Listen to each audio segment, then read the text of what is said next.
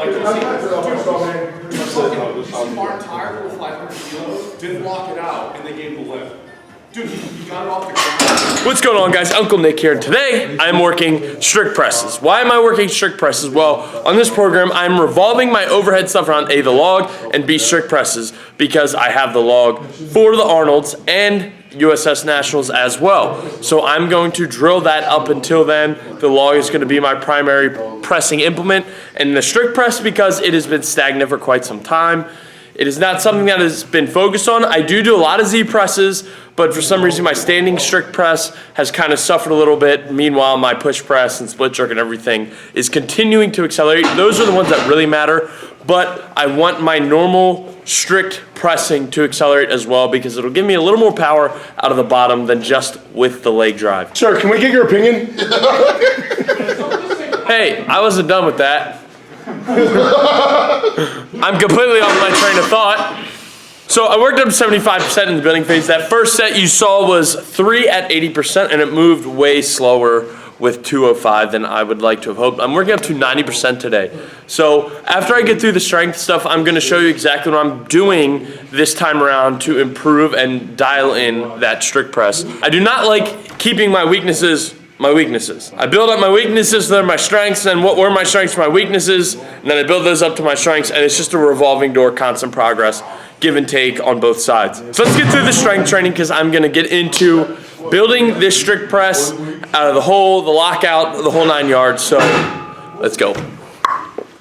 So this is 215, I've got 2 reps here. I have to get 1 rep at 90, so 215 is getting close to kind of where my press got a little iffy. Normally gets iffy around 225.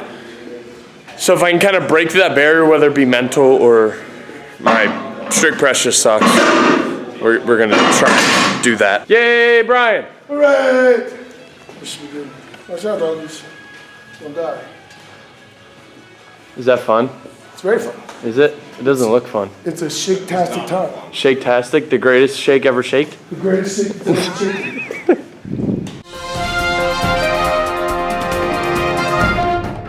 Easy press. Go. Easy press. Come on. Go, baby. Yeah. Nice. Nice. Power! That went better than my set before. I just think I got a better brace. You pinched your beard from the barbell? I've done it on, okay, so I've cleaned the log and rolled the log on my beard, and it just pulls my face into the log. Oh my god. I've done it with an axle and a continental.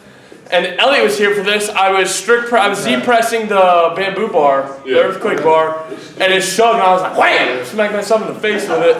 That wasn't fun either. Pleasantly surprised by the second set. The 80 actually felt better than the 75. Elliot's still ugly. But we are up to 90, which is 230 for me. So we're gonna see how that 1 rep goes. But after that, I'm dropping, and after that's assistance. What the fuck am I talking about? After that, we are moving right on to assistance. So let's see how this 230 goes.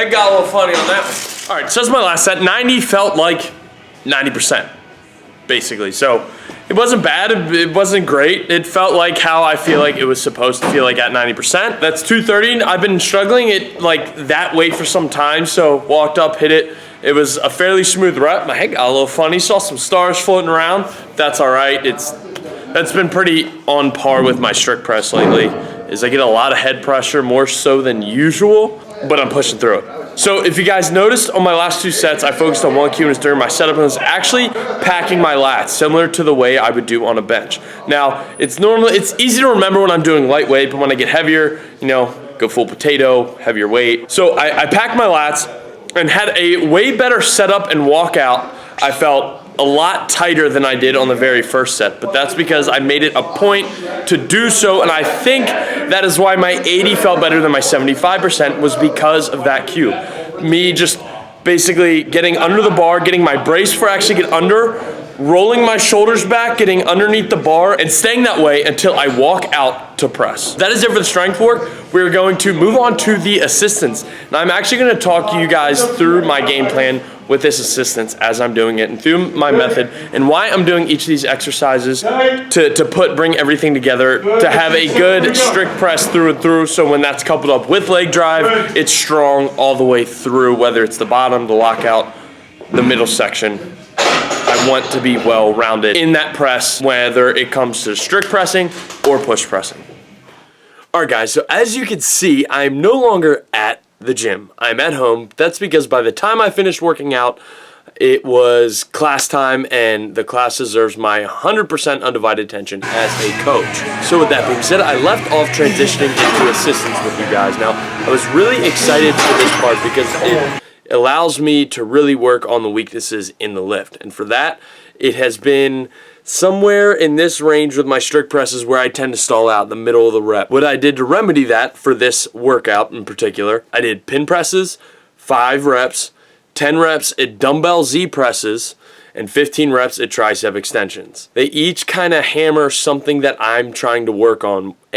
My sticking point in my overhead, the full range of motion top to bottom with the Z presses, and lockout power with my triceps on the tricep extension. Now, with these pin presses, as you can see, I am not bouncing, I am stopping, I am resetting between every single rep, packing my lats, getting all my cues down, making sure I'm tight. I don't want any momentum or any bounce assisting me in any way. I want to start from a dead stop and make this as hard as possible to really drive in the effect of that being my sticking point and getting better at it, getting stronger in that range so that it is no longer a weakness. So you will see me doing these a lot more often and at various heights, just to make sure there is no sticking point throughout the range of the rep. Now, as I get heavier, there will always be some sort of sticking point within the rep because that's the game we play. We're chasing infinity here. At least I want to be infinity strong. Is that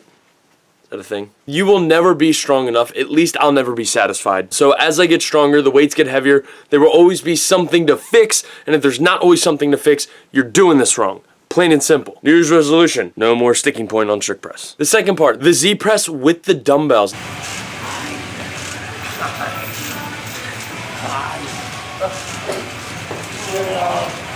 Get him now. Attack! Attack!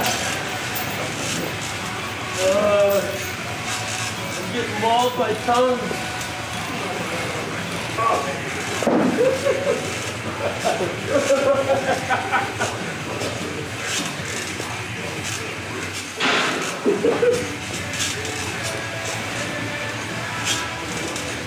What just happened? Took my hat.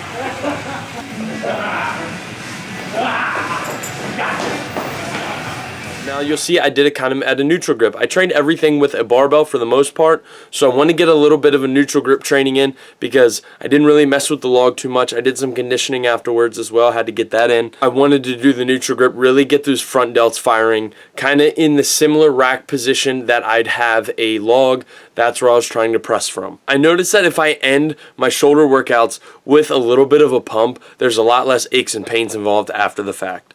So blood heals, and for me that has seemed to work this far, but the Z press is a staple in my training because my strict press may be suffering, but I like to think that because I do Z press so often, all my other pressing is continuing to rise, even though my strict press is something I'm struggling to get better. Now, it has improved, but it's very small, very few and far between. It's not just dead. It is improving, just not at the rate I want it to, so I'm actively changing that. Now, the thing I ended with here are the triceps. So it's 5, 10, 15, and then take 30 seconds rest, then right back after it. Now, these are simple. You keep your elbows stationary, you drive down, and I like to squeeze at that lockout as if I'm locking out something overhead, because you don't just get it over your head and then you release it.